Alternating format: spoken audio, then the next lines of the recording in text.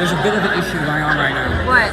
They don't know about the... Can you not film this? The machine isn't working. The machine isn't working? Yeah. To show your movie?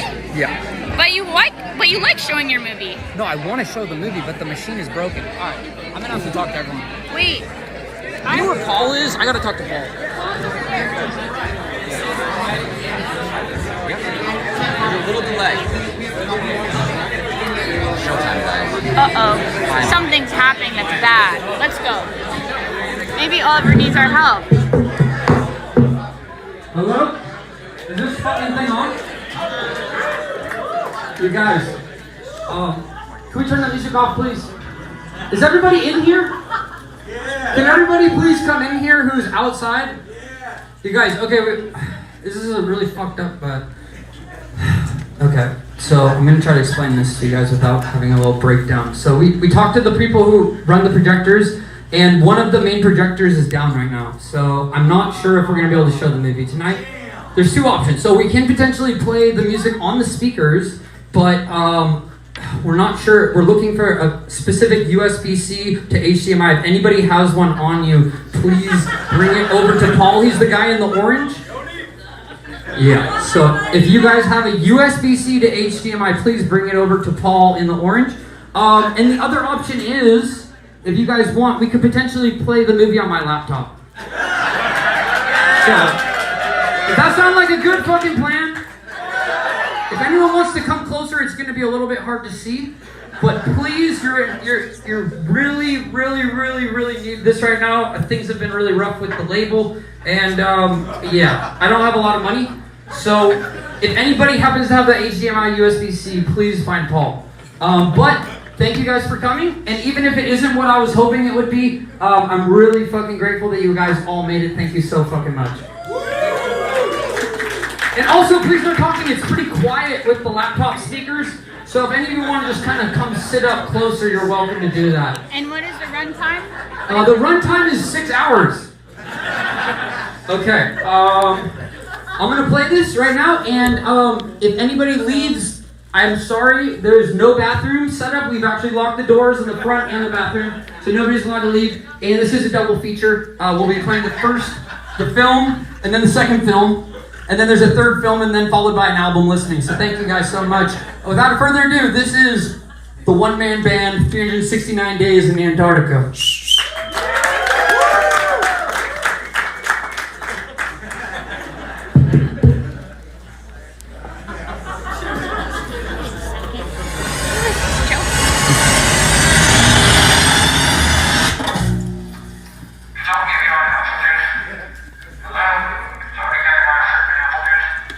Is this thing on?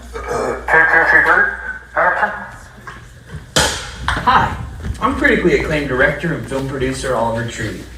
Welcome to the greatest show of all time. You are now part of the cinematic revolution. Created by none other than my production company, Alien Boy Films. Here at Alien Boy Films, we've been in the movie business for the past 157 years. Dating back to 1893 when my great-great-great-great-grandfather Otto Higginbottom Tree VIII produced and acted in the first silent picture, Jimmy Plantain in the Battle of Pumpkin Mountain. Excuse me. Almost 100 years later, Alien Boy Films continued producing cult classics like the rockumentary Operation Magic School Bus and the LSD Road Trip to Nova Scotia, starring and produced by my great-uncle, the late great tambourine player, Otis Juniper Tree, who opened up for the Grateful Dead at Woodstock 69. And fast forward another 50 years to 2024, where I, OliverTree, direct and produce all of my own music videos, social media content, as well as unreleased classic documentaries such as the creation of the world's biggest scooter, how to make a $2 million music video.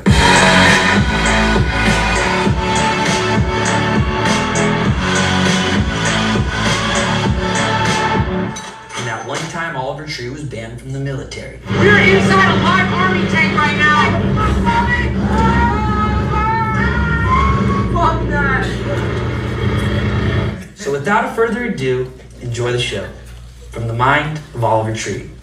And definitely not a government-fueled propaganda from the United States of America.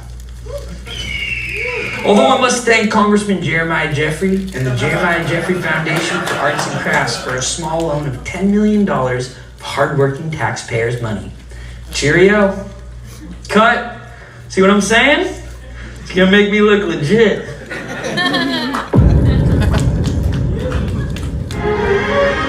We live in a society where the internet tells us we're never good enough, never having fun enough, never pretty enough. Don't listen. Smile like you've never smiled before. I am beautiful. You are beautiful. Ugly is beautiful. A new fragrance for men. From the mind of OliverTree. Social media can be difficult.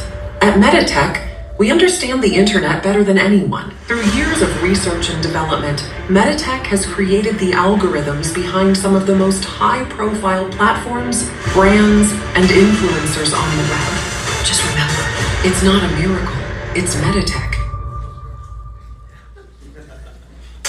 Fresh, crunchy, kosher dills from the heart of Albuquerque, New Mexico. Perfect for any occasion, whether it's a late night snack or breakfast in the Bahamas.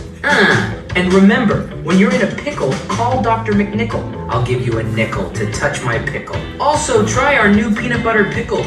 This message has been approved by leading Beverly Hills pediatrician Jeremiah Jeffrey Jr. and the Jeremiah Jeffrey Foundation for artisanal pickled snacks and goods. Are you tired of all your friends having sick-ass facial hair while you can only grow a measly little peach fuzz? Stop whining, you little crybaby bitch. Goatee Grow has you covered. Goatee Grow is the world's leading goatee hair supplement. Our unique formula is designed to make your goatee grow 10 times thicker, longer, and shinier. With just one pill a day, you can achieve the perfect goatee without the hassle of time-consuming grooming routines or expensive treatments. Goatee Grow has helped over 600 million people worldwide. Who better to tell their story than critically acclaimed rapper and composer Eminem? My name's Eminem, and all you got to know is the only pill that I pop is Goatee Grow. Ask your doctor if Goatee Grow is right for you. This product is not FDA approved. Side effects may include death, hospitalization, disability, or permanent brain damage, pain, redness, swelling, low-grade fever, headache, nausea, vomiting, fatigue, and goatee hair loss. This weekend, prepare to get your bunghole annihilated. Goatee Grow and Dr. McNichol's Pickles proudly present the ugliest beautiful monster mayhem. Featuring all your favorite trucks, Big Judas, Frankie's Revenge, Cash Machine, and Blue Goo, Hindu Goo. Don't miss our 29th annual Twinkie Barbecue Cook-Off with your favorite monster truck driver, Jeremiah Jeffrey. Tickets available from any Dr. McNichol's Pickles location. Sponsored by Meditech Industries and Goatee Grow. Hello, I'm Ron Johnson Van Swanson, the president of Alien Boy Records. We are the label that brought you such hits as Ugly is Beautiful and such commercial failures as Cowboy Tears. At Alien Boy Records, the marketing comes first. It's about what you look like, not what you sound like. The music just isn't that important. We sign artists who are interesting to look at, no matter how watered down or dog shit their music sounds. Alien Boy Records has access to cutting-edge algorithms, bot farms, and pay-for-play technologies, which has made crafting industry plants up to 15 times easier than before. Our #1 artist, OliverTree, is a prime example. Alien Boy Records is responsible for the writing, production, promotion, and distribution of all of Oliver's music. He has no say or involvement in the creative process. We have manufactured every aspect of his character, from his obnoxious personality, his wackadoodle outfits, to his downright embarrassing haircuts. We make him sing and dance like a stupid little monkey. We created OliverTree, And we can destroy him at any given moment.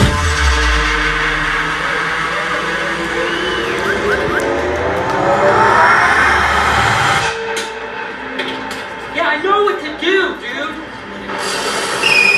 Oh, it's not working. I'm not exactly qualified for this type of work. I think up top we need to put a bicycle wheel with a spinner on it. This is bad. I told them not to paint it all. It's not gonna work. We're gonna have to come back in a month and reshoot this and rebuild the whole thing. They're about to lift the heart up for the first time. We're gonna see if this thing actually holds. This is the most dangerous thing I've done in Afghanistan yet.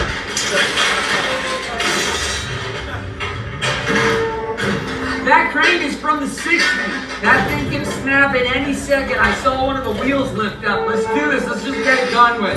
1, 2, 3. We better get off that thing. And because the crane could crash on you. Can I get off? That's serious. Okay. Okay.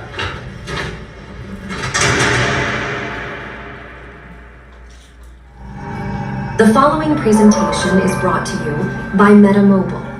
We politely ask you to shut the hell up, turn off your phones, and live in the moment. There is no filming allowed, and if Oliver catches you taking a video, he will personally sue your ass for every last penny.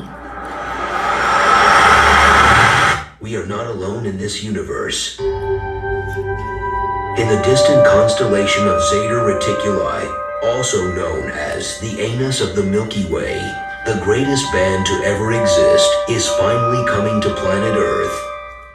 OliverTree.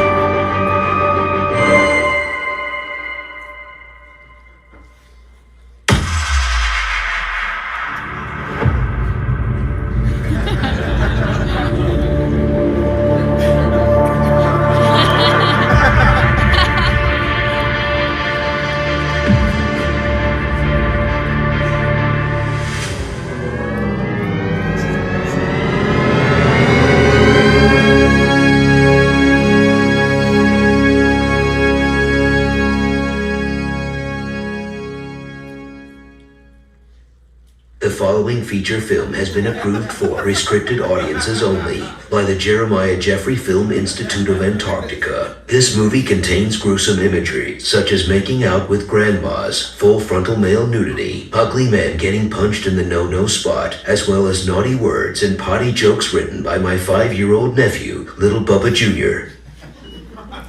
After disappearing for years, the next chapter begins. OliverTree's true magnum opus, the same sound you fell in love with, now returns for the 4th studio album by the bowl-cut legend and a ridiculously epic odyssey.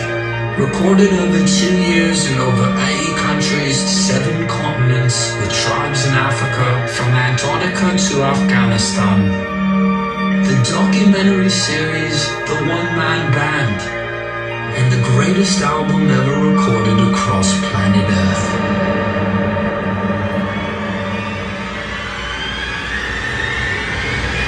Love you madly, hate you badly.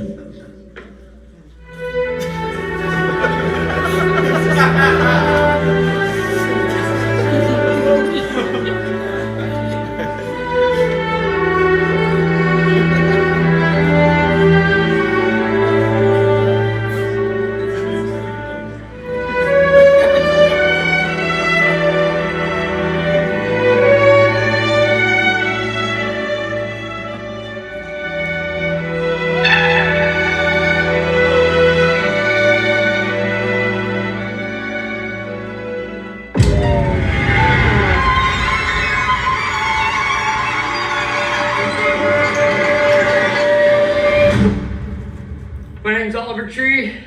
I'm out here in Antarctica. I've been here for about a year, and I'm recording my album.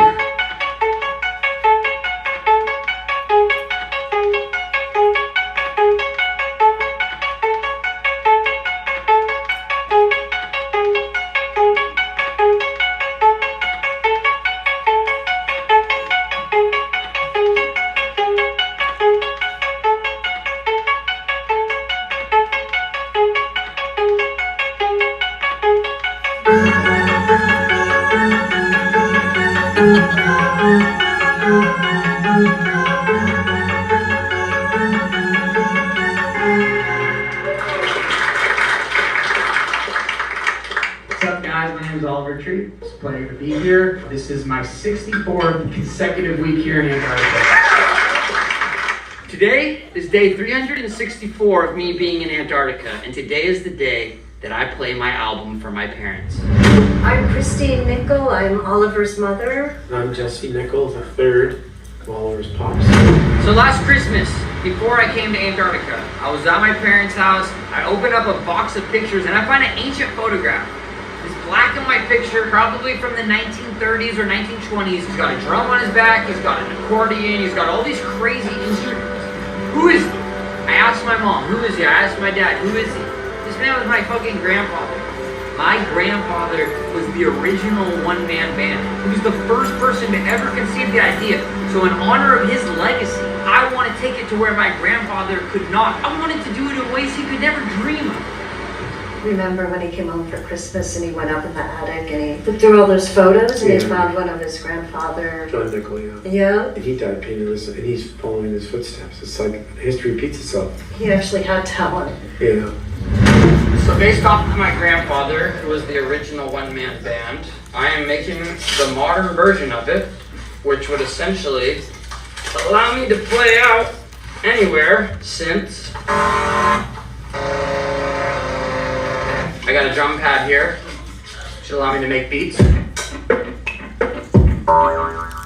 Not bad.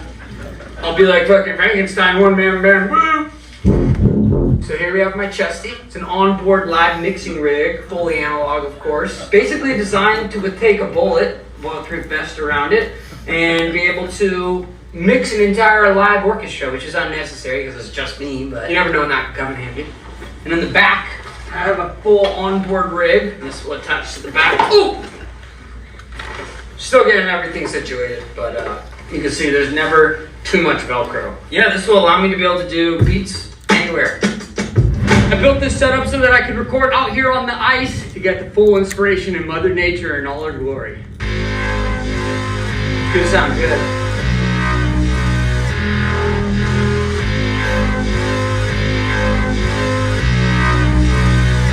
I'm making a drum and bass banger today.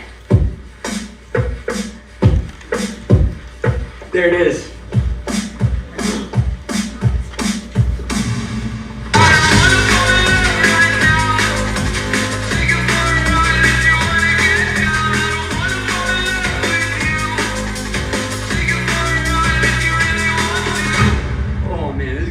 So good. Plunge is crazy on this one, dude. The bass is, it's like a dubstep wobble. It is so fat, dude. I'm beat, dude. Those beats were gnarly today. It was like mixing like rockabilly with dubstep. Like some of the shit I'm touching on, like ain't nobody doing, man. That's why I had to come out here to the 7th final white continent where ain't nobody going to make beats. First major label artist to ever do it. Spent my entire recording budget coming out here and living in Antarctica for 1 year so I could make an album like nothing that's come before it. This is legendary, dude. I'm thinking Grammys. Ah, man. I just can't wait for my parents to get here so I can show them. They're gonna love it.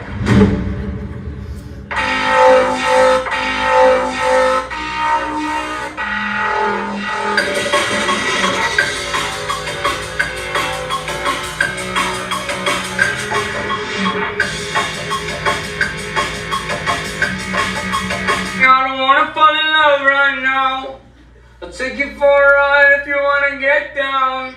I don't think there's some rap that could fit in there, maybe. Boom! Who is that chick that I was talking to? Shorty kinda bad. I really like the views. You can do the math, then I'll take you to my room. Shorty, would you wanna come through? Would you wanna slide through? Would you wanna come through? That's a fucking hit. I'm running for. Oh, fuck!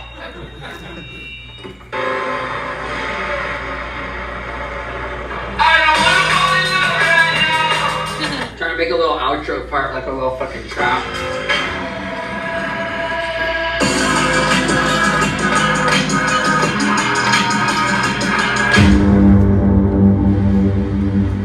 So this is one of the things I came here to research, which is the alien bases.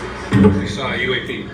UAPs we've seen UFOs, we've seen a wider range of things. We've seen ones that were oblongato, very long, more like a missile, and we've seen ones that are more circular, the traditional, standard kind of boring, textbook stuff.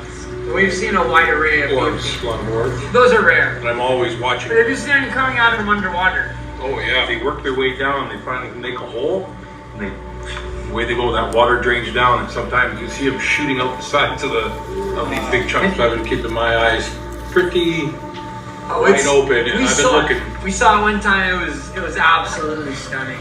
I'm on a rifle team with the military. Me too. I'm pretty good at ranging, just looking at things. And like I say, just look at the stuff you know, and the length of it, give you a good judgment. If I was to bet, that little one looks like an entry port right there. The one on the right, that small one, that's probably for a smaller ship. Get a close up of that. What I'd give to get a chance to go up in there. Are you fucking shitting? 1, 2, 3, 4, 5. I can count 5 different entry points to this alien base. This is the reason why I've stayed in Antarctica so long. Look at this fucking thing. I'm giving an interview about alien bases and one shows up right behind me. This is a daily thing here. This is something that has kept me in Antarctica because I want to know more.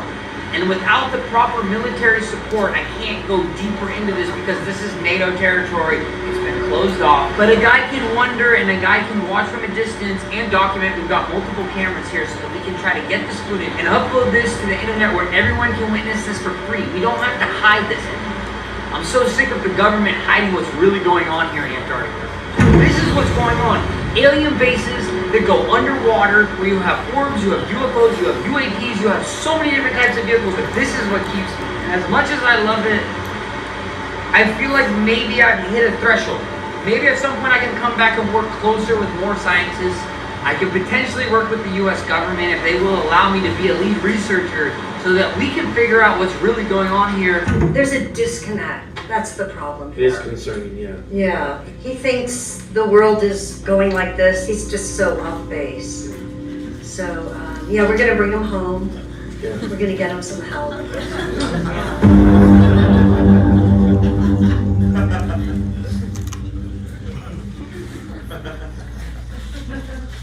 I think a lot of people are scared and they come at it from a fear angle. But for me, I come from an open heart and open arms. And I welcome the aliens in, and that's why I've had so many interactions with UFO ships. That's why I've seen them time after time. Because I know I have an open mind to this, but an open heart. And I know the aliens can pick up on that. Of course, there's also the walls that surround it, the flat earth theory and all that. I'm not going to get into that, but yes, we did find the wall. This is the perimeter of Antarctica. This is the perimeter of what we call the end of the flat earth. Me and John Rock climbed this about 6 months ago. We lost all the footage because there's a magnetic layer on the wall that erased all the photos. It was quite unfortunate. The wall is over 16 meters high. We tried climbing it the first time. John Rock had an asthma attack. He didn't bring his inhaler. The second time we were able to get to the top, it's literally nothing. It just stops. Flat ending. The earth ends here. And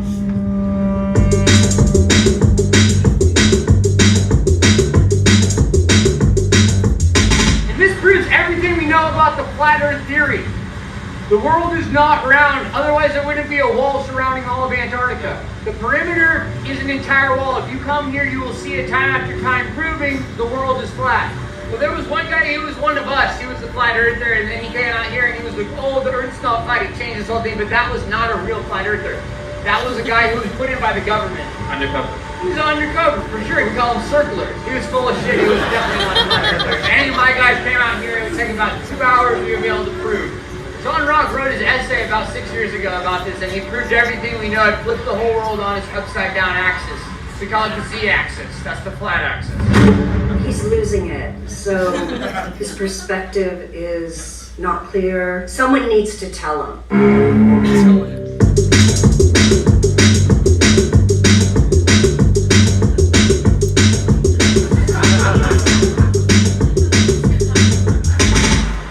Just recording this glacier for the album. Gonna make some sense out of it later.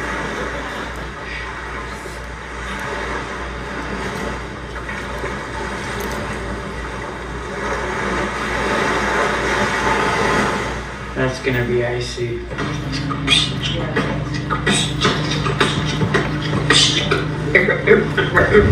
So for example, just the other day I requisitioned a Zodiac. I hired a driver, I hired a small team, I had a crew, I had my parents out there, and I said, fuck it.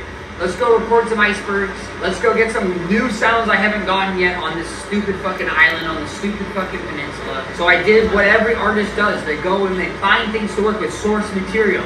My source is the icebergs, for example. Ice calving off the glaciers sometimes sounds like thunder if it's a large chunk coming off or a small chunk coming off, sounding like a gun going off. Yeah, I've been recording them all week.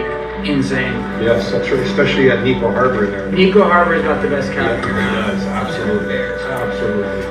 I actually went 2 months ago and I came back because it was so good. Do you have any way of knowing how long it's been since that fell off the glacier? Or any given iceberg? I'd say probably 6 months. I had a buddy actually who found one of these. He moved into it, did a whole entire 2-month period where he just lived inside one of the caves in the glacier. You ever seen that? I have not. It's good for winter when it gets dark. Not much to do here anyways at that time. I've come down here and had almost a week of sun. It's just, you just never know. First time I came down here, I was 8 years old, and I kid you not, I came back home with a tan. Oh yeah. It was the craziest, it was the sunniest season, I swear. Oh yeah, I'll be lobster red by this evening. I looked at a watermelon. Is that because of the hole in the ozone? Gives it a special Well, theoretically speaking, yeah, the ozone is heavily damaged from people like this gentleman riding Zodiacs around here. You know, the Zodiacs are off putting so much gas. The cruise ships are coming in with people just there to see tourism on some big, fancy-esque level, and they're just polluting and polluting, and I would never do that.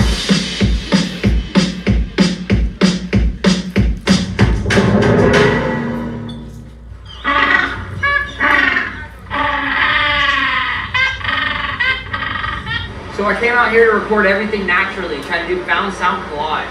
A lot of people would consider my methods unorthodox. A lot of people would say they're unethical because I use animals without their consent, because I also am recording nature and making money off it, potentially millions, who knows. Probably the label will take all the money, so it's not a big deal.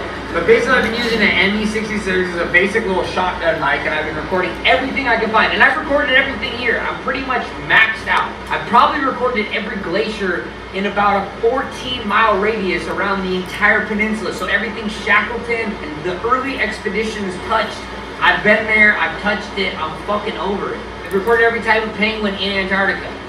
I'm done. Trying to get some recordings of the penguins for the album to use for some new synths. They're not very noisy today. I gotta get some of the piano penguins. Those things are insane, dude. They're so loud. I went and recorded the piano penguins. They're 18, I believe it's 17 different vocal cords. Very similar style to the throat singing that they do in Asia as well as Northern Africa. And I make synthesis out of the penguins. Nobody is doing this. But I can take something so horrible sounding and turn it into something so beautiful.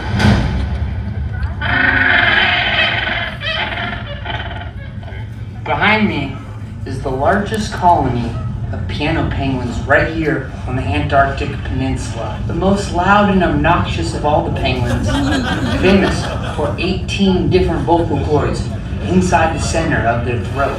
It modulates between chords and sounds like a really out-of-key piano.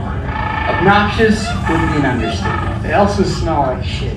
If you can imagine 50,000 babies' diapers being unloaded in a semi-truck in front of your front door, that's what I'm experiencing right about now. Don't even get me started on the piano penguins. Their fucking dookie smells like a nuclear poopy. If you're lucky enough to make it out to Antarctica, I would highly suggest skipping this portion of the trip. Let's go. I just took a shit.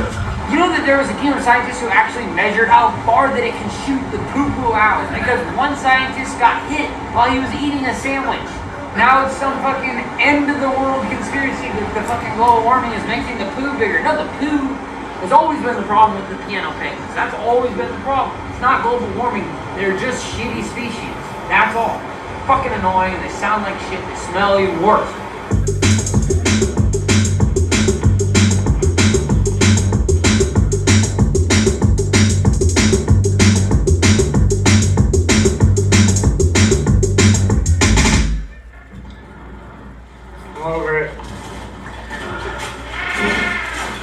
You good?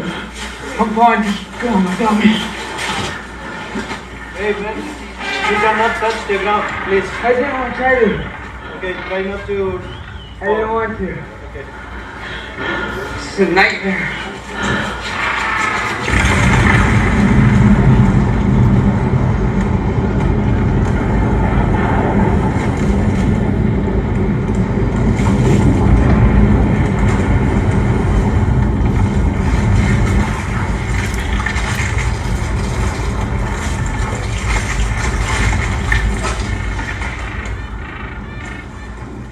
Holy shit. What's it called? Avalanche? I'm getting chills, I'm getting goosebumps. That would be my first Antarctic avalanche.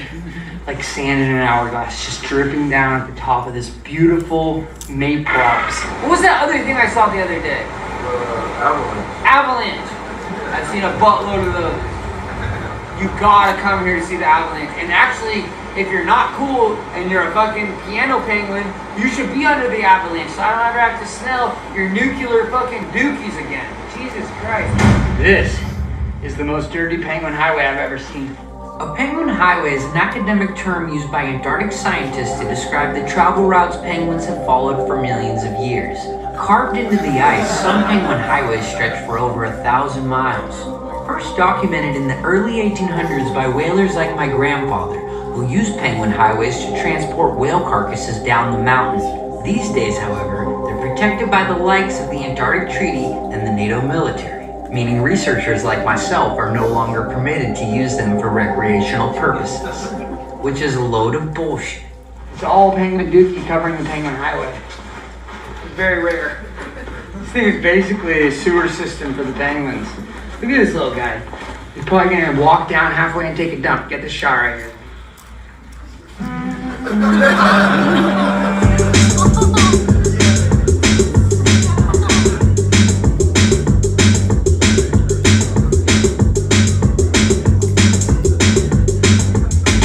That is very concerning because this penguin thinks he's on a penguin highway. He's on my highway, and now there's going to be issues. Little buddy, step off. He's confused, and he's a very classic penguin because this guy is an idiot. This mofo just cock-blocked us off the penguin highway. Come on, little guy. Let's go.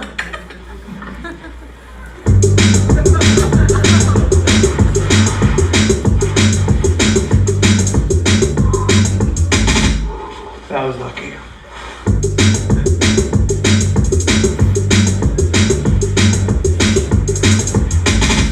This is a technique called spalooging. It's what mountaineers use to avoid impact on the mountain. It's the most minimal impact known to mankind.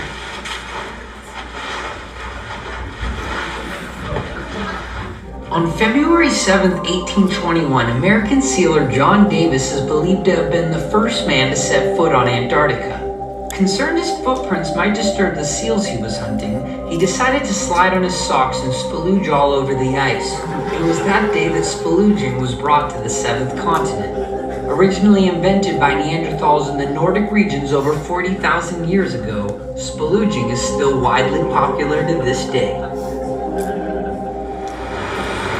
So spalooging was a mountaineering technique. If you're going up, you're sliding around. It's almost like you're a cartoon character. And when you're going down the mountain, you can literally slide down and do tricks. I was learning 360s, 720s, 180s, various accoutrements. And it's similar to skiing, except skiing is so bad for the environment because you have these big wands on your feet. And where do you think those come from? Factories with machines, a lot of child labor. Skiing is horrible for the environment. And this is just, it's so beautiful here that I wouldn't want to do that. I wouldn't want to damage the environment. Even when I'm riding in a kayak, I feel bad every time I hit a glacier, you know?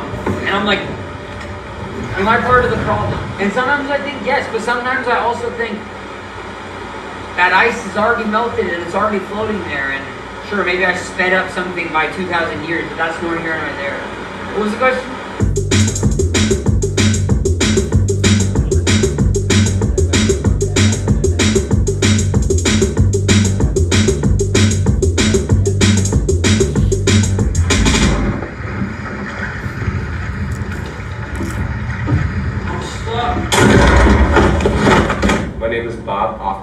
I'm a concert promoter and talent buyer. I came down here to Antarctica because I have been working with OliverTree and his team to produce the ICE Festival. It's IYCE Festival. I present you the man, the myth, the legend, dubstep DJ Dr. OliverTree. The doctor will see you now.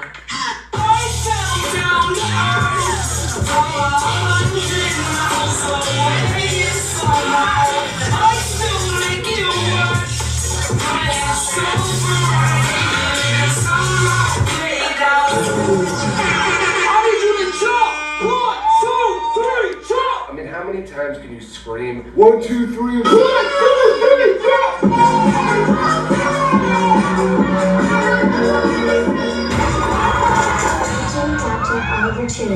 He just keeps playing over and over. DJ Dr. OliverTree. And it just goes on and on and on. And I'm like, will this ever end? DJ Dr. OliverTree. Dr. OliverTree. Dr. OliverTree.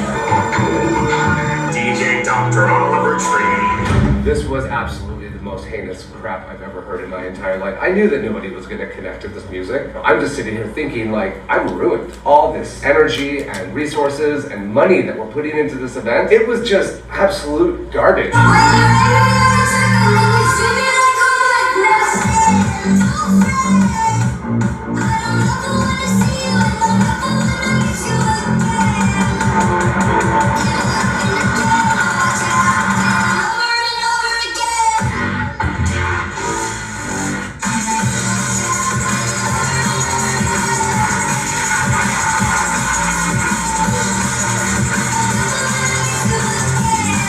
Definitely smoking something as I smelled something, but I feel like there was definitely something a little heavier at play. The thing about this too is, like, I've been producing a lot of events, and you know, we have to deal with people that are on bad trips, and we have a special space for them. And this music that he put out set people into a very, very bad place. I mean, very bad place. We had more people at this event go into bad trips that needed help than I've had in even my biggest tens of thousand person events. It made my little homie Tommy just start projectile vomiting. As soon as Tommy started projectile vomiting, another person started projectile vomiting. And that caused another person to start projectile vomiting. This is not meant for the general human consumption.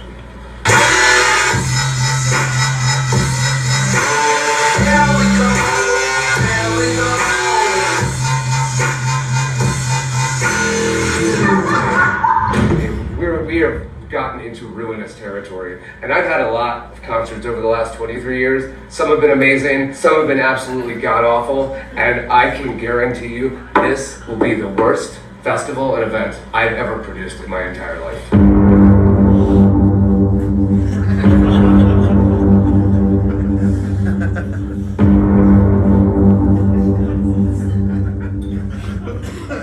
They don't know anything about rave culture. It's a movement.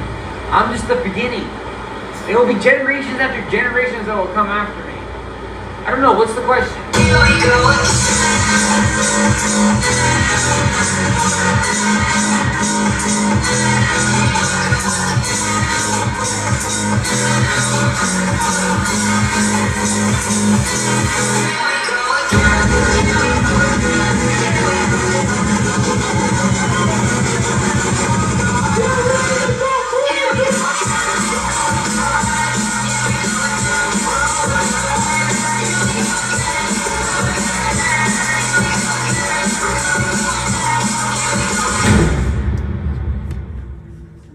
Are you going to play tonight or something? I don't know. The captain on the ship wasn't really a fan, so they kind of made me turn it off in the middle of the set last time. So it's been a bit embarrassing. The captain was not a fan? It wasn't that he wasn't a fan, he didn't like the music. I mean, Carl? No, the captain of the ship, his name's Eduardo. But it was disruptive, you know, it was not like comfy.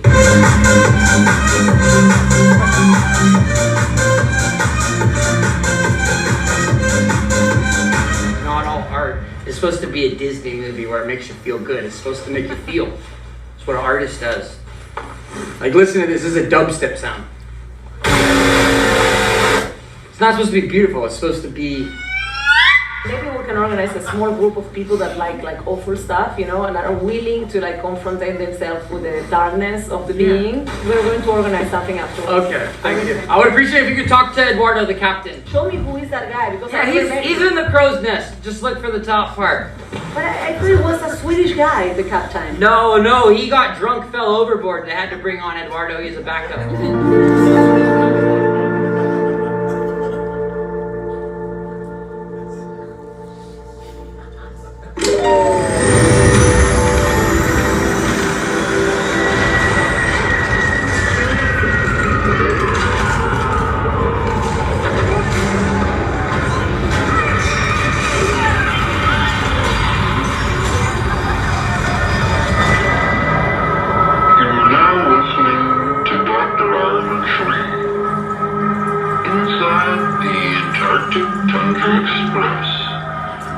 Another trip through another dimension in the most beautiful, untouched place on planet Earth. One of the last empty places on this planet that isn't overpopulated, overheated, overworked, overstimulated, overanxious, overentitled, overmonopolized, and overused to planet of every last living thing, including ourselves. So take a moment to be present, be here, and be in this moment. What will be over before you know it? Instead of looking forward to the next thing, just soak up every second.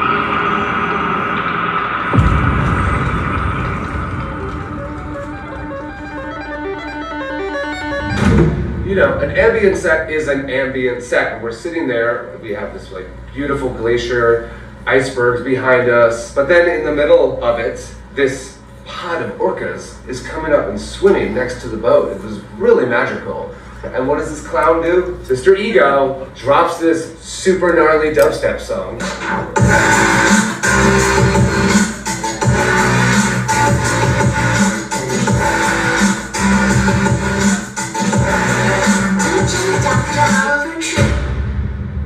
It completely ruined the vibe. The orcas just dissipated. I feel like anything he plays, no one's going to be there. This is one of, if not the biggest fall from graces I've ever seen in the music industry. To be an explorer traveling the world is not a fall-off move.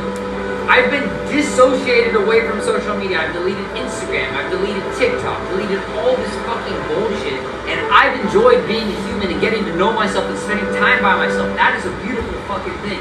So don't go for a second saying you fell off. I mean, I've seen a lot of fall-offs in the 23 years. This is going to be the end of his career. And it's sad. I really think that we really need to be watching out for him. This was my version of making it. I didn't buy a house, I didn't buy a car. I've been living on a boat in Antarctica. That's the dream come true.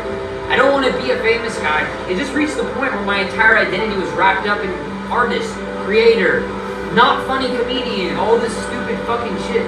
I'm so much more than that. Yeah, I did some time as a hand model. Yeah, I'm an inventor. Yeah, I'm incredibly handsome and do modeling on the side. But first and foremost, I am an explorer. Oliver, if you're hearing this, know you can come home, live in the carriage house, make your music up there, whatever kind of music you're making. No judgment. You need help. Yeah, Oliver, we love you and we want you to come home, and we're really concerned. Even if you play crappy music, we still love you and you can stay in the attic as long as you need.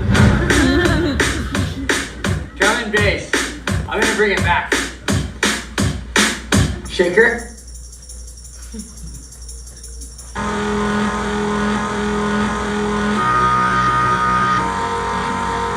It's gonna sound good. Check this out. Do some rapping or something?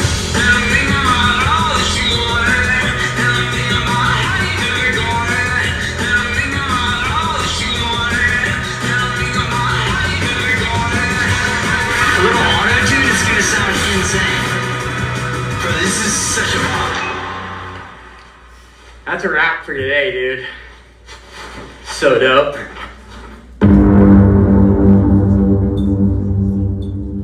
I parents are gonna be so fucking pumped when they hear this new shit. I just bought their tickets, set them up, all the lodging, 35,000 USD, baby. Was it worth it? I hope so.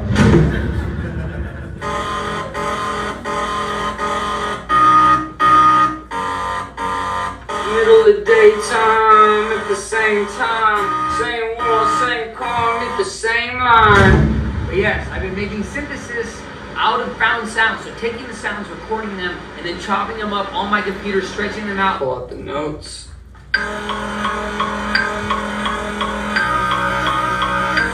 That's fucking fat. Also using AI to be able to take the sounds and turn them into synthesis. So I'm using modern technology and very traditional technology. Trying to create my own instruments is a very complex process. And I'm thinking about all that you wanted. And I'm thinking about how you never got it.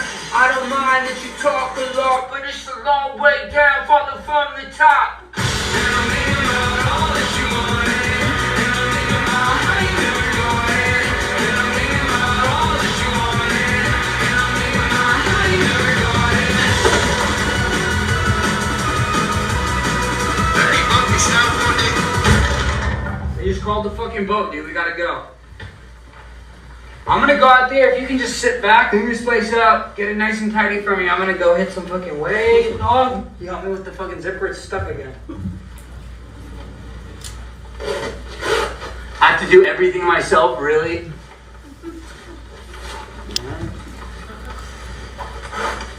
It's like the one-man band, the one-man production. I have to do everything.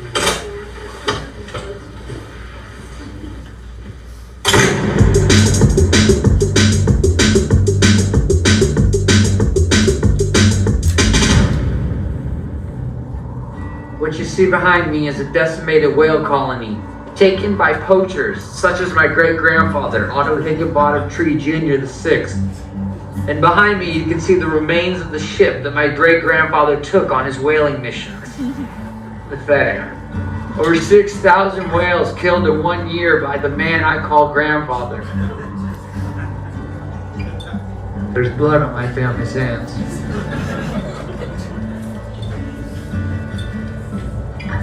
I'm getting emotional. I'm good. This doesn't sit right with me. It's heartbreaking to know that my family was a part of this. Killing so many innocent whales. And also, my grandfather worked at SeaWorld. Where he would take orcas and put them in contained life in a jail cell in a SeaWorld. I can't fit. As you can see behind me, these are full-blown adult manatee whale bones. The last few years, archaeologists have turned the entire world upside down from what we knew. Whales originally had feathers with back hind legs that could walk on land. It was said that over 6,000 years ago they could fly. I don't believe it. Let's get out of here. It sounds like shit. Now this is something that's extremely rare. As you can see, this is the tip of a whale penis. I mean, just imagine the size of that thing. It's the size of a school bus. Devastating what it could do to the female whale. Insane.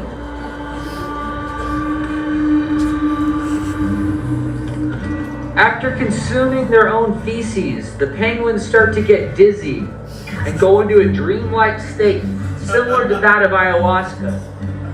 As you can see, they're pretty out of it at this point. These guys are nodding out right here. It's very, very, very sad to see. These are what we call penguin junkies. Consuming their own feces is what we call getting high on their own supply. In the animal kingdom, this is the last stop before death.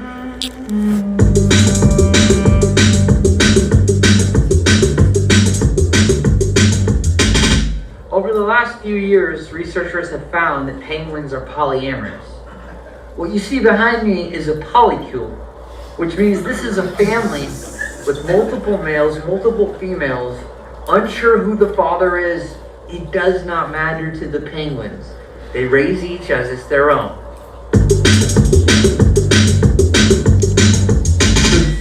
second, I gotta take this. Hello? No, I can't do that because I'm in the middle of the fucking Antarctica. Yes, sir. I'm so sorry. He hung up. Is your Wi-Fi working? My Bluetooth is not connecting right now. You think you can get one of the engineers to come out here? Hello? Trying to take this call. If you look closely behind me, you can see the solar panel I had my team set up last January, as well as a Starlink internet router, which allows me to take my business calls very far from home. Jimmy! Yes! The leak is still there. No fucking more excuses. Just get rid of the fucking problem. He hung up. He fucking hung up. It's going on the other side now. Just come, quick. Can we wrap this up? I gotta go take a dump. Is there anything else? Behind me, you can see one of the most famous surf spots in all of Antarctica, known as Manatee Bay.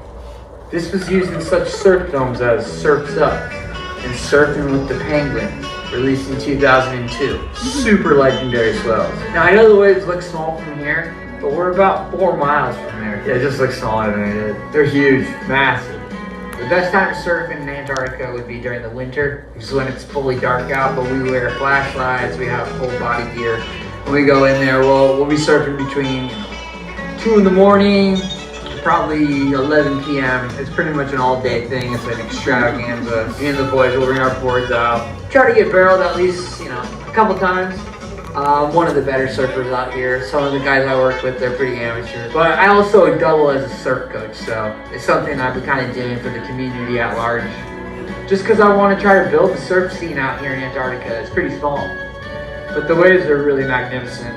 Just come back in the winter when it's dark out. If you come to Antarctica to surf, make sure you do not come between the months of January through December. There's only a sweet pocket right there between December 24th and December 26th. That's the only time you're gonna get good waves out here in Manatee Bay. Behind me, you can see the penguin polycule concubine. This is the official grand orgy of the Penguin Palace. That is not snow. And I'm not going to tell you what it is, but I will tell you what it isn't. Snow. Disgusting. They're filthy animals. Magnificent. Look at these 2 young chin straps walking down the Penguin Highway. It wasn't too long ago that my late mentor, Dr. Jean Rock, appointed me the guardian of the Penguin Highway. I charge you the responsibility. I entitle you the Penguin Guardian. Thank you so much. It's a real pleasure and an honor, Mr. Oliver. This is a very big day for me. Jean Rock just appointed me as the Penguin Guardian. Brings a smile to my face every time I see it. Now, you'd never guess this by looking with your own naked eye, but this behind me is a rock installation titled Jean Rock, named after my late great professor, Jean Rock. Unfortunately, he passed in a rock climbing incident, so we built this for him. This is Le Jean Rock. He was Frenchman. Fucking Frenchman, man, I miss him. We have just officially crossed the NATO border into Chile. I'm sorry, I'm getting hungry thinking about it. Roberto, nice to meet you. Roberto from Chile. What do you think about the Chile in Chile? Do you like the food? Yeah, it's so good. It's so good. Yes, it's amazing. It's magical. It's so beautiful. The only thing that make it better is a bowl of chili. That's what I think. Doesn't it? It smells so fucking bad here, dude. Let's get this on over with. Behind me are the remains of penguin catapults. These were brought in the 1800s by Shackleton and some of the first explorers right here in Antarctica, teaching penguins how to fly. Very few people know this. Penguins originally did not know how to fly on their own. Once they invented the penguin catapult to shoot them off, to get propelling into the air flight space. And then they basically use this place as a big dumpster fire. They just throw shit here. There's some PVC from a toilet that was used back in the early 1800s. And then just a bunch of other crap. My great-grandfather and his team used to use this place as a garbage chute. It's pathetic.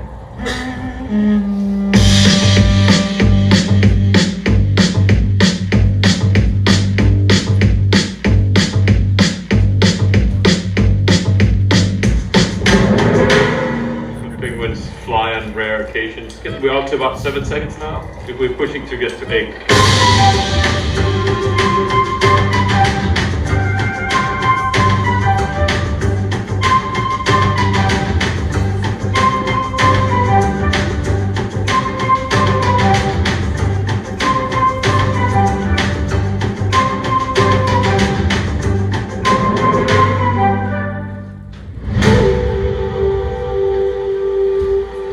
Behind me, you can see one of 17 alien-based caves, which enters into what we are almost 99% sure is the entry point to Agartha, the Hollow Earth.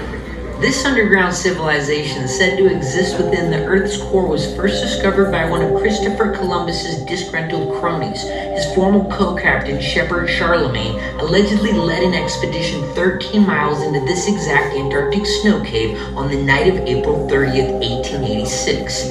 He claimed to find a mythical subterranean kingdom inhabited by enlightened lizard-like beings. Today, this so-called Hollow Earth, aka Agartha, is rumored to be a preferred vacation destination for the global elites. Get a whiff of that.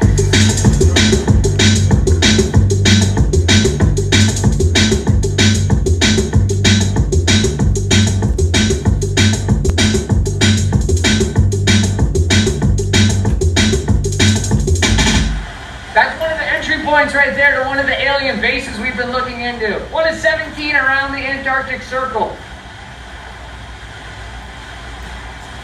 Are you familiar with Agartha? The entrance point to the Hollow Earth. I say hear about that, but I have no idea. Yeah, look into it. It's really, really important stuff.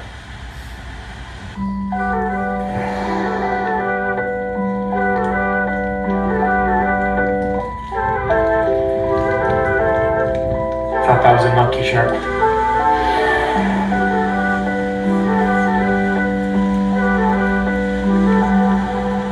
I'm at a loss of words. After 64 weeks out here, I have not seen anything like that. The closest I came to that was when I saw a group of monkey sharks. But nothing with the beluga whale. I mean, those belugas are just gorgeous.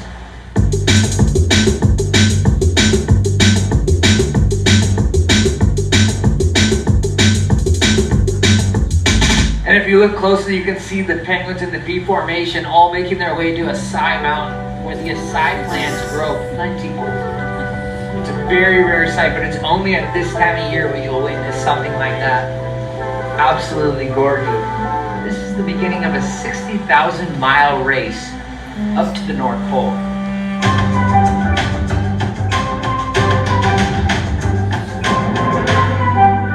It's just a couple Gen 2 penguins. Pretty boring.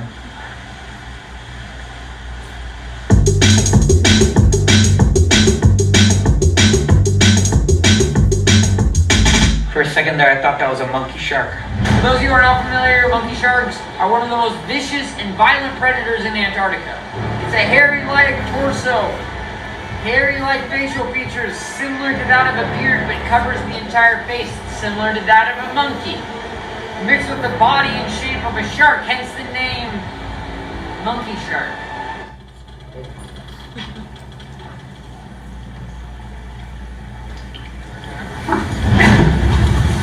He's dead. Sound asleep. Looks like he passed away last night.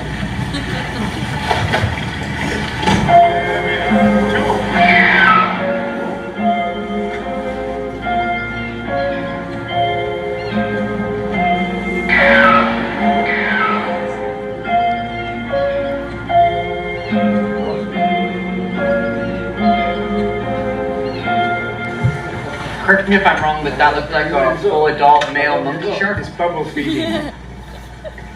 You think Think it could have been a monkey shark or no? No monkey shark. Well, they do have a few monkey sharks, but maybe not in this region at this time of year.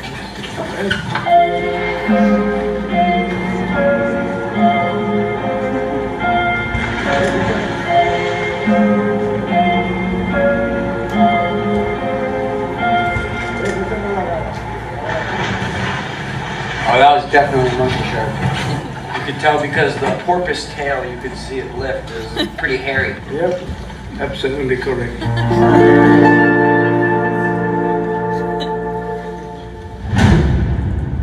Feeling a little nervous right now, not gonna lie.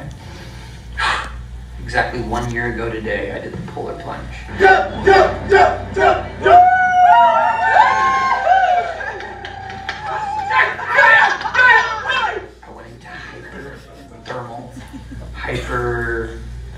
What is it? Hyperthermia. I had to have a guy come in and save my life.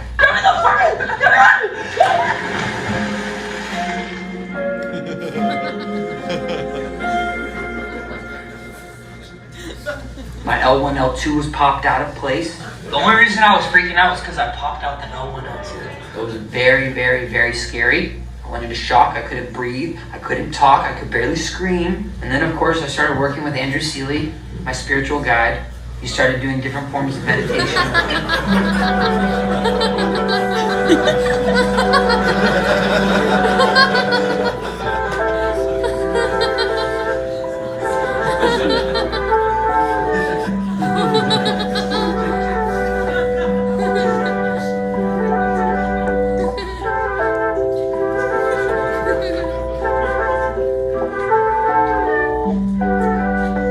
Best healer I've ever worked with, best spiritual guru.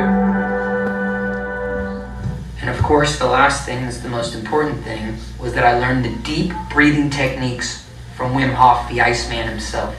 I took the seminar. It was extremely expensive, but it was worth it. I learned a lot of super, super technical breathing skills.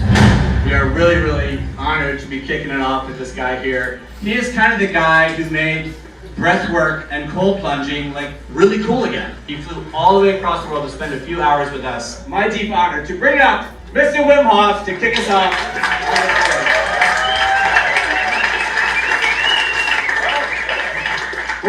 Take a deep breath in. And let it go. And all in. Let it go. Punch it go. Come on. Pull it in. Let it go. Pull it in. Let it go. Here comes the last one.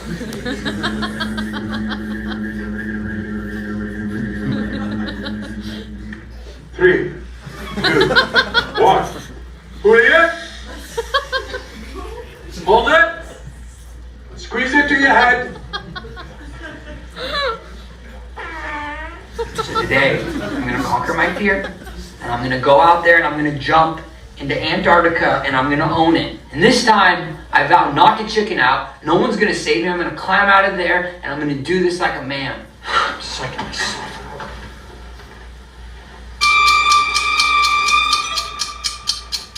I'm just gonna start out by just going out and feeling the temperature. Oh, fuck that, dude. Fuck that. I'm not doing this shit.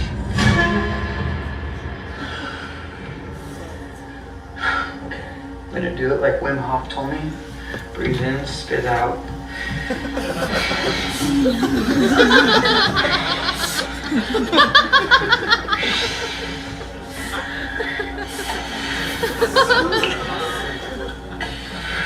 I think it's just breathe in, breathe out. Breathe in, spit out. That's what he said in the class.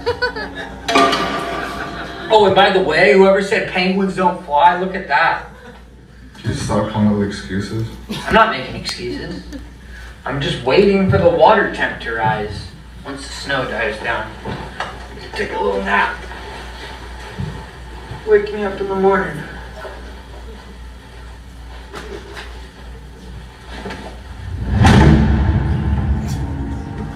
Albert, it's time. I know you're awake.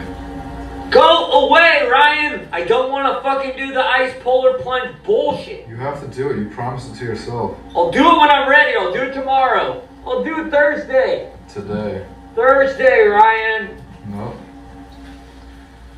Go away!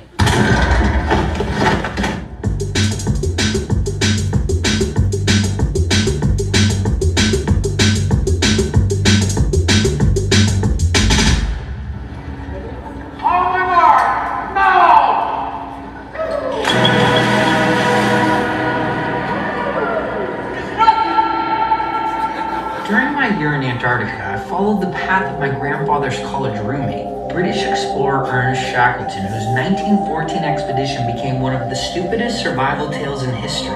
After idiotically leaving late in the season, Shackleton decided to park his ship in the Antarctic ice, stranding him and his 27-man crew for nearly 2 years in one of the harshest environments on planet Earth. He and his team survived off seal meat and penguin omelets, and later even their own sled dogs as supplies ran out. After 10 months, Shackleton sailed 800 miles on a raft to a small whaler island to organize a rescue mission. And by beginner's dumb luck, he managed to bring his entire crew home alive. Shackleton was never here in this area. Well, technically speaking, he was about 2 miles from the peninsula, right this way. He was close. Nautical miles, or? Nautical, yes. Not from the peninsula, but from the Weddell Sea, a potential landing. That is about correct. Well, there's a lot of misnomers with that information. I looked on the Wikifacts. Do you use Wikipedia? It must be true then if it's on the Wikifacts. I found some of my information on WikiLeaks, so it was government hidden. They didn't really want to know who Shackleton really was. Well, we know what he was. He was not the hero that people make him out to be, I'm afraid. Yeah, he was a coward, that's for sure. He should have never gone into the ice, and then the rest is history. My grandfather was there the day Ernest Shackleton arrived to the small South Georgian whaling island, freshly returned himself from a whaling expedition that ended very differently. On his final voyage south, my grandfather lost almost half his crew, 67 men. That tragedy explains his resentment towards Shackleton, a man whose greatest failure became a global legend. My grandfather, however, was not so lucky. In 1915, he was tried in the court of Ushuaia and spent the remainder of his life in an Argentine prison cell. Were you on Shackleton's expedition, or what year did you I was his team leader. Okay. I thought I recognized you from one of the black and white films. That's correct. Yeah. It's an honor to meet you, by the way. Likewise, I'm Thomas. Thomas Oliver. Oliver, nice to meet you. I have the honor of drinking toast to Shackleton in South Georgia. It is great.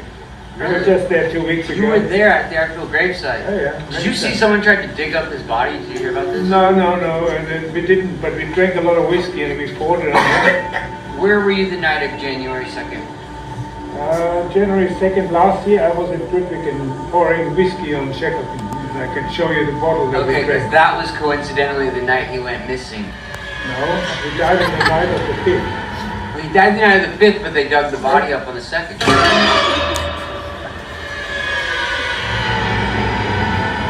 Over here on the left-hand side, we have one of the most infamous penguin egg breeding farms left in Antarctica. This is the next one we will take down. Over 60,000 penguin eggs are illegally sold on the black market right here at the Brown Penguin Farm. What did you say? Is it a smuggling route for penguin eggs, this southern route through Antarctica? The southern route is the most notorious for illegally selling penguin eggs. They use them for mostly penguin omelets. Northernmost one is in the Arctic, you know, the northernmost penguin farm. Yeah, that's the most it's on popular one. Greenland. Yeah. Greenland, yeah, that's where we're gonna go next. That's where they breed the penguins up there. This is the local guano factory for you guys. So how did the penguins fly up there? That would be a miracle if the penguins would fly up there, because they're not penguins, they're cormorants. Correct me if I'm mistaken, but that looks like a Gentoo colony. If they wanted to be a Gentoo, you can call it a Gentoo. I don't care. I'm pretty sure I saw a chin strap too.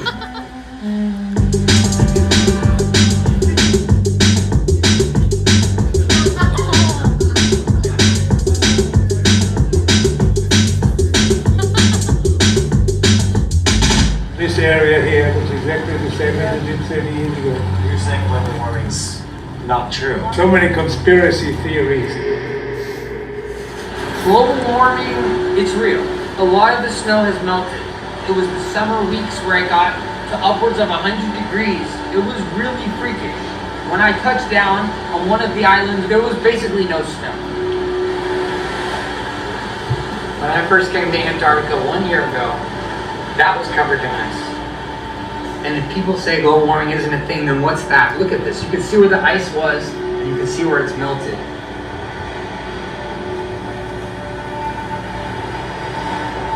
That was literally an iceberg. I remember seeing that exact iceberg floating. What is that now? This was 4 times the size. And now, try to riddle me this. What is it, covered in penguin poo? No, that is rocks. It's obscene. This makes me horribly sad. Everything I know is completely shifting before my eyes, and I've watched this drastically happen.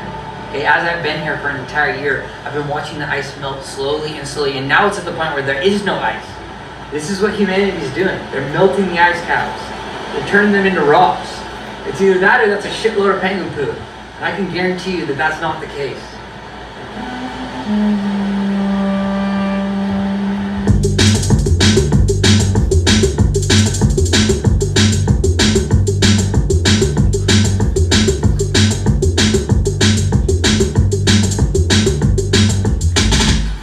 We're gonna go check out the ice levels.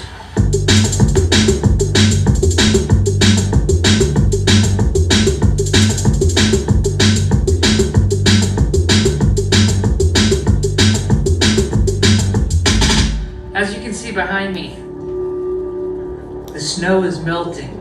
The last glacier on McNichols Island, gone. Now over the last year living here in Antarctica, I have seen the snow dwindle from 57% to potentially anywhere between 3 and 4%. Now this lake has dwindled away to a large-sized puddle. It's depressing. As you can see here, vegetation is taking over the entire Antarctica Peninsula. What used to be snow is now covered in moss. The massive surge in the growth of the moss suggests that the temperature is rising. And if you can see this like I can with my own eyes, you can see there is no more snow in Antarctica.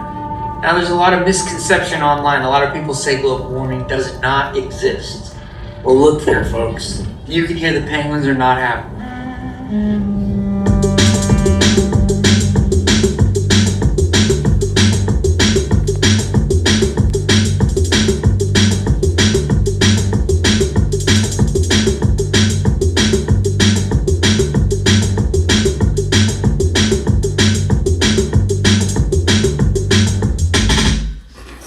That's a chin strap right there. No, it's a Gentoo. No, that one's a chin strap. Those are Gentoo penguins. No, those are chin straps. Cool. Great discovery, man. And look closely, it's a fucking chin strap. That's not a Gentoo. I've seen a lot of Gentoos in my life. That is not a Gentoo. I can see it's strapped, white strap, the chin strap. You see it? Absolutely not. Let's get out of here, Ryan. This guy has no idea what he's talking about. These right here are chin strap penguins. I saw a couple of emperor penguins as well. There's absolutely no Gentoos here. Are there emperor penguins here too? Sultans. See, she's got it wrong. He got the emperor penguin mixed up with the south ends. That's hilarious.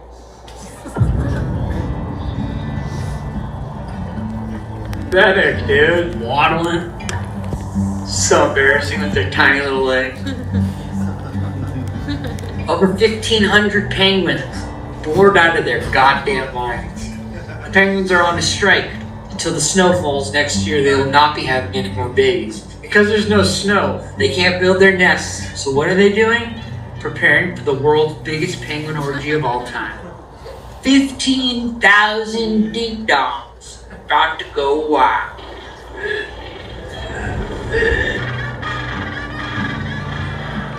It's gonna be one epic time though.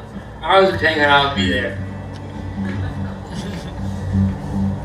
The lake is gonna visit.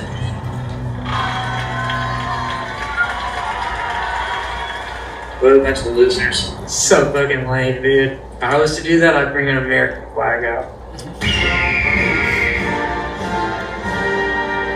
What does a penguin do when its home has been taken from them? It's forced to sleep on rocks and moss. This is not a healthy life for a penguin. Antarctica needs its snow back.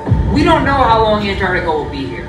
It may be here 10 years, it may be here 20 years, and if we preserve and take care of our planet, maybe it can be here for our kids' generation and their kids' generation. We don't know. So if you want to support Antarctica from being erased off the map, you can donate at this link right here. And support Antarctica, because it might not be here forever. No! Jesus fucking Christ! The fucking roof is falling in! Are you fucking kidding me? You knew we were going through Drake's Passage. You should have secured the pool. Why is it filled still? This is fucking ludicrous. I'm going in. Today is day 364 of me being in Antarctica, and today is an extremely special day because today is the day that I play my album for my parents. You guys want to listen? Sure. Yeah, sure. Here, put these on. All right. You ready? Yeah. Ready. Here it goes.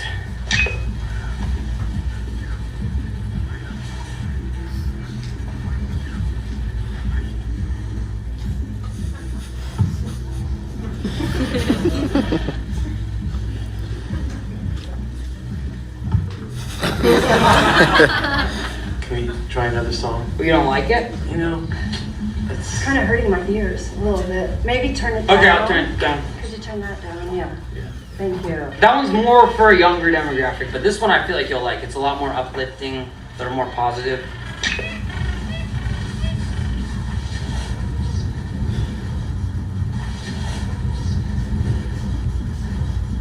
Are you gonna polish it a little bit more? Final version? What are you talking about? I've been working on this for a year. Right. Well, Hey, you know, time in, hard work, discipline. gotta Keep feel at it, it. man. Gotta feel it. Yeah. Yeah, I do feel it. This is to me very special stuff. And we hear another one?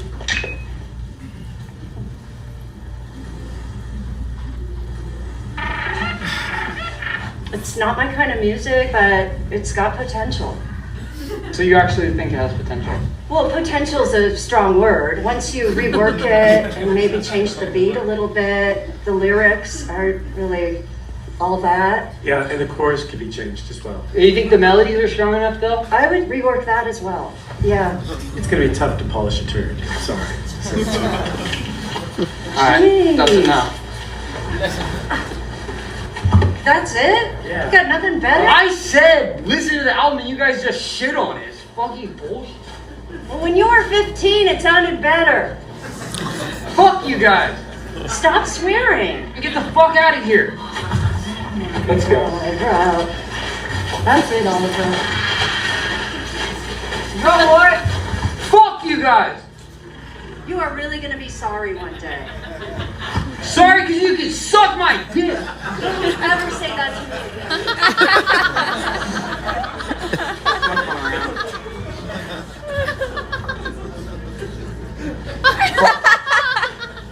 Think I fucking need them? I'm a self-made man. Why do you think I fired the band? Because I don't need a fucking band. I am the one-man band. I don't need my band. I don't need my record label. I don't need my fucking parents. I don't need no fucking friends. I'm gonna go out there and I'm gonna prove everybody wrong. It's fucking bullshit, dude. I'm a real artist. I actually fucking make this shit. And these people fucking shit on it. What kind of song they ever made, huh? They never made a fucking song in their life and they're gonna tell me how to make music. Multi-platinum artist. It's fucking bullshit, dude.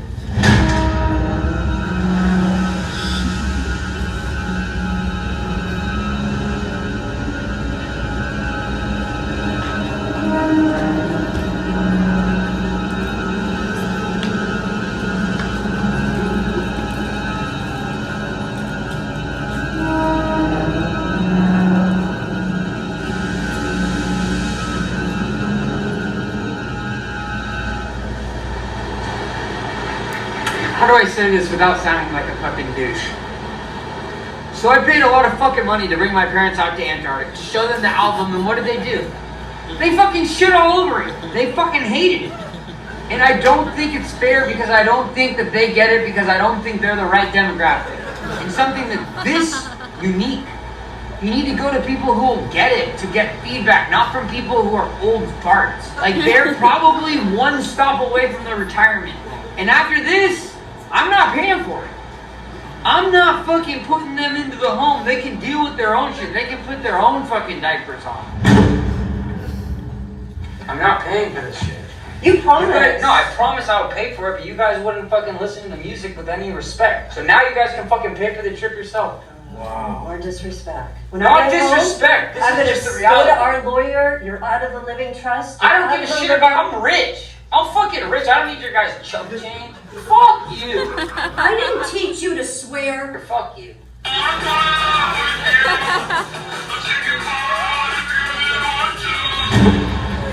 Unbelievable.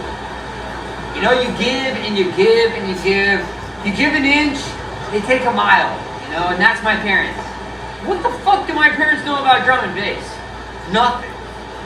I can't do this right now. So he played us his new album, Love You Madly, Hate You Sadly, or something like that. I mean, I'm no expert, and I haven't put out an album, but I'm gonna say between the lyrics, the tempo, the beats, there's nothing the melody redeeming. too, I think. Really nothing redeeming about it. I guess the hook, the chorus was just off. Yeah, and he thinks it's good. I mean, that's what's frightening. Yeah, that's is really sad. we just couldn't believe He it. usually has a great ear. I think that's part of the whole, being unwell. He is out of touch. My own fucking parents don't get it. I lost a lot of fucking people in my life. People don't answer my texts. I got a lot of cash, but like not really any friends, you know?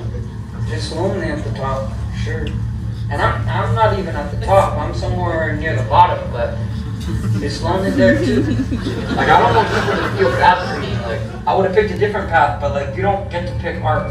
Art picks you. You're gonna lose a lot of people along the way. That's the cost that you pay. An apple a day keeps the doctor away. I might be rhyming, but my timing is really on beat. But I ride around town with no shoes on my feet. And so like, I'm a savant, misunderstood. Like, a lot of people, they don't get it. They'll never get it. And that's the hard part, They'll never understand it until I'm dead, and then they'll appreciate me. But the truth is, like, I was that dude. I produced some of the most gangster-ass beats ever. Like, you hear that shit? Like, that came from here. Like, my brain. Nobody else is like by myself.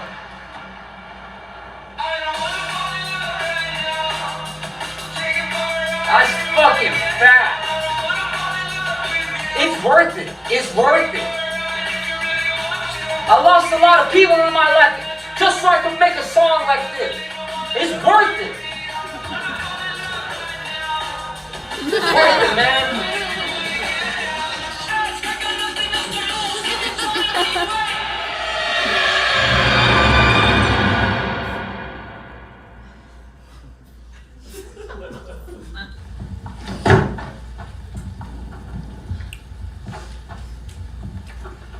Give me that shit.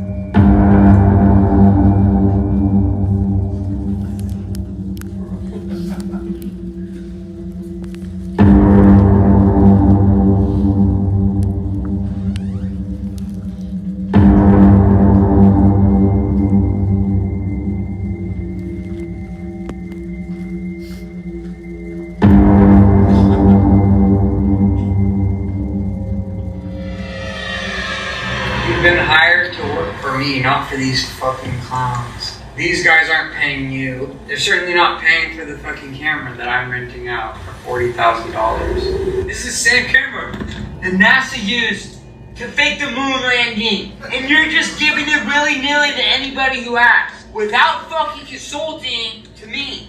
How fucking pathetic are you, really? You're a megalomaniac. Dude, look at you. You're so low vibrationally. And I'm up here. You'll never be there. You'll never be at this level. And I'm humble about it. You don't hear me bragging about, oh, I'm a multi-millionaire on the road to the first 100 million. I'm just a casual guy. I just show up, polite, and you can't even fucking thank me for giving you the fucking trip of a lifetime. You're fucking pathetic. You're more fucking pathetic than my fucking parents. This is fucking bullshit. We're very concerned, but we're here to get our son and try to get him the help he needs.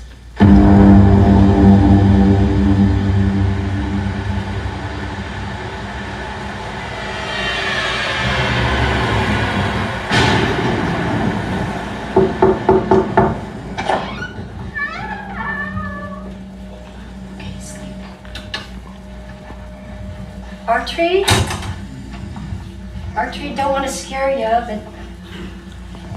Oliver. Hi. Dad and I have been a little bit worried about you. We think you should come back to Santa Cruz. I don't think this career is working out. I mean, look at your lifestyle. You look very unwell. This is not healthy. I'm making hits. No, you haven't had a hit in a really long time. So in our last meeting with the business manager, we went over the last quarterlies of his financials, and he is down to his last $500. So we are very concerned. His music career has completely gone down the hill. His team's fell apart. He's fired his general manager. He's fired all his bandmates. He's like, his legal counsel let them go. His manager that lines up all his gigs, they let him go. The whole thing. Yeah. The whole thing is not working. Like everything that supported him is gone. Yeah. Yeah, it's just Yeah. tragic. I worry because I don't even think he thinks that's a big deal. Your perspective is twisted. No, it's not. You know, Dad and I, we're your main people. We love you. If you guys love me, you would trust that I know what to do for my vision. I've been working on some super good tunes. You know what? We've been hearing you and listening and supporting you and loving you, and we really think you need more than that. If anyone were to come in here and see this, it's a call for help. Who's gonna come in here? Well, then that's a problem too. Do you have any friends? I have tons of friends. Yeah. The Penguins. No, Yes. The Orca whale just last week, there was one that spotted me and it came out and it was trying to play. We have good therapists in Santa Cruz. I don't We need can get you therapy. the help you need. No, fuck Santa Cruz. I'm so fucking sick of that place. It's a shithole. Okay, I don't like that language and you know that. So let's just not go there. What is on your head? That is so gross. Okay, that is so this? low. I love Mother Earth. I would never wear a fox on my head. You guys, don't go. Just listen to me. I'm making hits. I've got the new version of Ableton. Oliver, you're unwell. This is not a lifestyle. Give me the garden gift! Give me the garden gift! Okay, this is what I'm talking about, Oliver. He was frothing at the mouth a few times. Yeah. It's a call for help. Look, we're his parents. If we don't help him, no one will. So that's why we made this big trip. This was not an easy trip. We can give you housing, we can pay for a therapist. Okay, stop it. This is disgusting. Yeah. Please. Take some water. This is not okay. I mean, what are you doing? What is all this? I've been making new design! Okay, can we take some of this off? No, don't touch it, don't touch it! It's my new drum machine! Honey, I need some help. Honey, we can take you, No. or we can go get help. You can reinvent yourself. You're so good at that. I don't know what Okay, have a new character and take it to the next No, I level. just want to be the real guy, no more character. You know, we don't really care what he does next, but he's talented. I mean, the kid's a clown. I could see him in.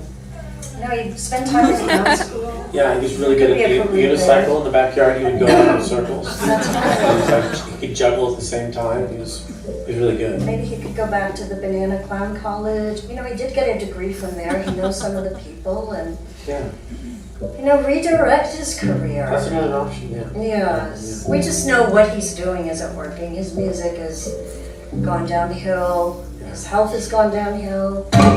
You need to do a detox. You need to be around your family. You're going to be okay, but we need to get you out of here. I mean, who does this? What is happening in here? Chairs might have more rooms I can dance around. Just can't take this. This is disgusting. Then the church Have you looked at yourself in the mirror lately? Honey, you're not well. You're not your best. I know the help you need. We can get you the help. Come on, R. Come on out. Come on, honey. It's out of love. It's out of love. Okay, I'm not going to say this, but I will leave it. Let's just start here. That's where we are. Dad and I are set up. We have a lot of connections. We can help you. We can get you the help you need. Come on. Come on. Let's just walk out of here, honey. Come on. Come on. It's time to go. Come on. Come on. Come on. Let's go. When did you last have a meal? When did you last eat, Arn? I was eating cookies earlier. Cookies? No. This is frightening. Okay, come on. We're gonna get you the help you need. Come on. Just no, we're okay.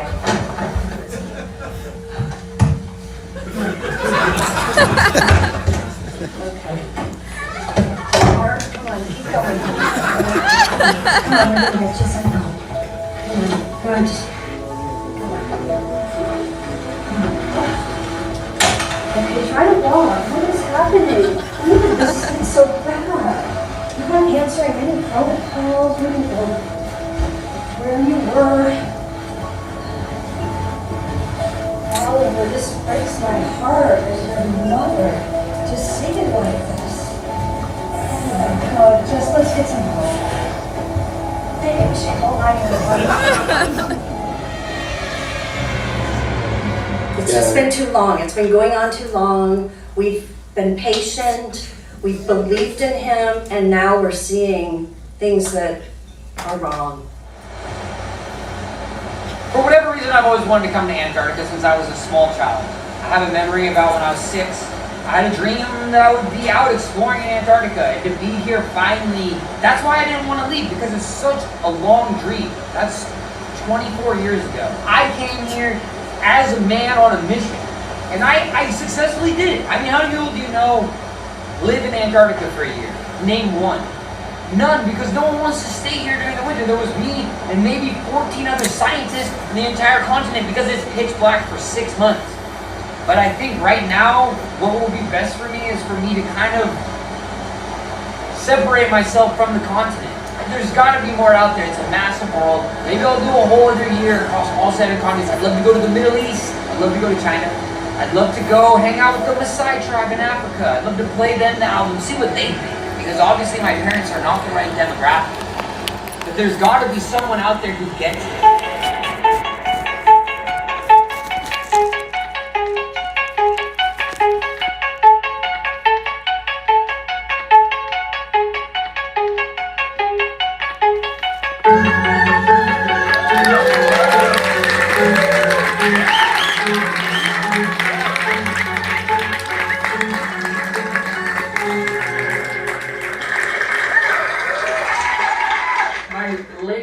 Former mentor Jean Rock appointed me the guardian of the Penguin Highway. And I just want to say, any questions about albino parakeets or the monkey sharks, come to me.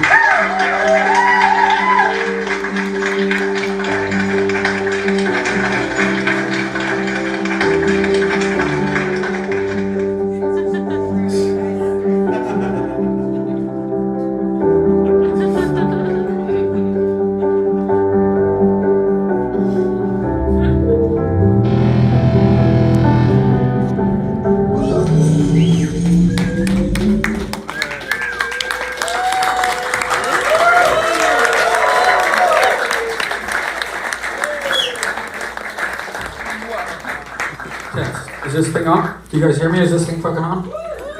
Alright guys, I just wanted to say thanks for bearing with me with that. I was editing it till 5 a.m. in the morning last night, so clearly this is a director's cut. I'm gonna trimmy on a lot of that. The sound was mixed by me, so it's brutal, I know, but thank you guys for bearing with me. I just wanted to say though, the whole thing with that was no budget, just a guy and his friend with a camera, just making something out of nothing, not even planning a single thing, just letting life happen. And over the course of that year, it changed my life.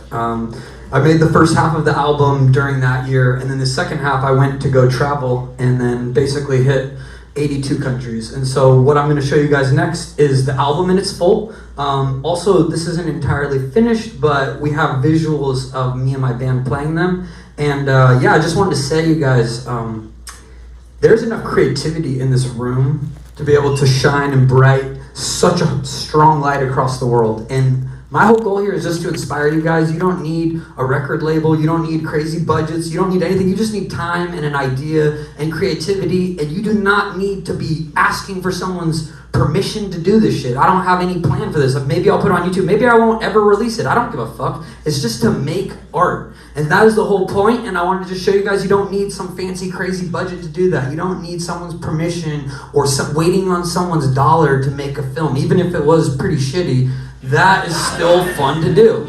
Okay, and next we're gonna get into the album. This is Love You Madly, Hate You Badly. This is a world premiere right here. Thank you guys, it comes out tonight. I'm honored.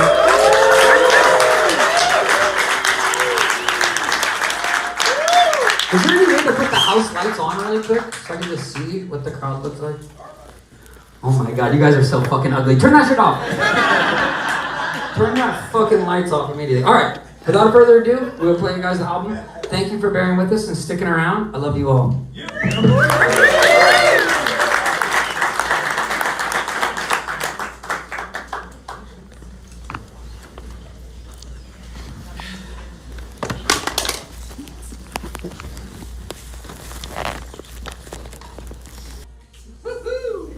Why would you do that, dude? Seriously, knock it off.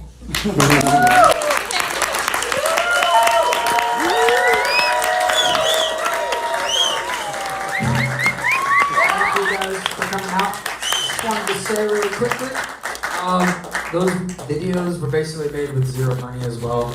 My record label that I used to work with used to give over $1 million every cycle, and they would give a lot of startup capital. This was about $35,000, $40,000 to make all 17 of these. I just want to say you don't need to be limited by thinking you need to have all this funding to do shit. Just make things with your friends. I also want to say I want to encourage each one of you to think outside the box through the process of making this album. As I traveled to these different countries, I decided, okay, I have this recording budget. It wasn't a big recording budget, but it was one that I could figure out how to use it. And the money kept falling through my hands. Basically, it would go to the studio I would rent out. Let's just say the studio is approximately like $2,200 a day. So my engineer was about $700 a day. With that amount for $3,000, I could basically fly to South Africa. I could fly to Colombia. I could fly to a country over in the Middle East, and I could be staying there for 4 or 5 days. I could make 4 or 5 songs. Then I could go back to America if I chose to, or just keep going. So I figured out how to make the budget work better for me, but I just want to encourage you guys to think about new ways to come outside the box. Like this art was made, this album was made with no band. It was made with no other producers. I just self-wrote it, self-produced it. I had a $600 microphone and a $150 interface that I fucking recorded this shit in fucking hotel rooms.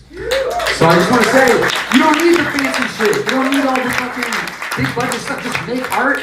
And this shit is most raw and most authentically me. You know, I've had all these characters, even things I just said, I'm losing the characters this time. I want to just be myself. And I want to encourage you guys to do the same. I love you. Thank you so much for coming.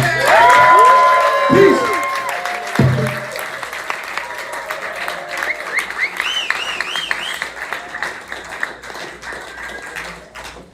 And we're getting kicked out. Everybody have a great night.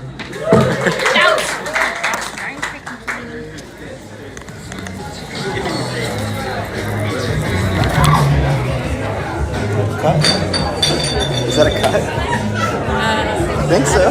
I don't know.